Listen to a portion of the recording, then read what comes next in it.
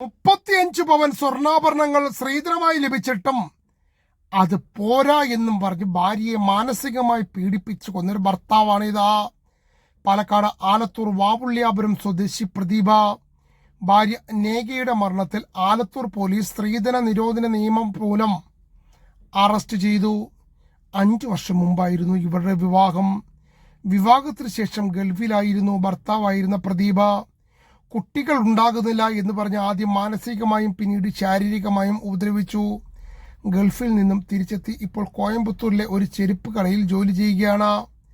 3 വയസ്സുള്ള ഒരു കുഞ്ഞുമുണ്ട്. ആഴ്ചയിൽ ഒരിക്കൽ മാത്രമേ പ്രദീപ വീട്ടിലെത്തൂ.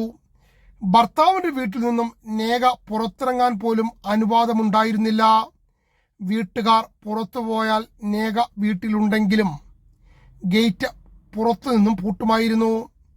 അയൽവാസികൾ പോലും ഈ പെൺകുട്ടിയെ പുറത്ത് അധിക സമയം കണ്ടിട്ടില്ല. പ്രദീപ് മാത്രമല്ല ഇതെല്ലാം ചെയ്തത്. പ്രദീപിന്റെ അമ്മ അടക്കമുള്ള ബന്ധുക്കളുമുണ്ട്. ഇവർക്കെതിരെയും ആലത്തൂർ പോലീസ് അന്വേഷണം നടത്തുന്നുണ്ട്. കഴിഞ്ഞ ദിവസമാണ് പ്രദീപിന്റെ വീട്ടിൽ നേഗയെ മരിച്ച നിലയിൽ കണ്ടത്. മരിക്കുന്നതിന് മണിക്കൂറുകൾക്ക് മുമ്പ് സ്വന്തം മാതാപിതാക്കളെ വിളിച്ച നേഗ വിവരം പറഞ്ഞിരുന്നു.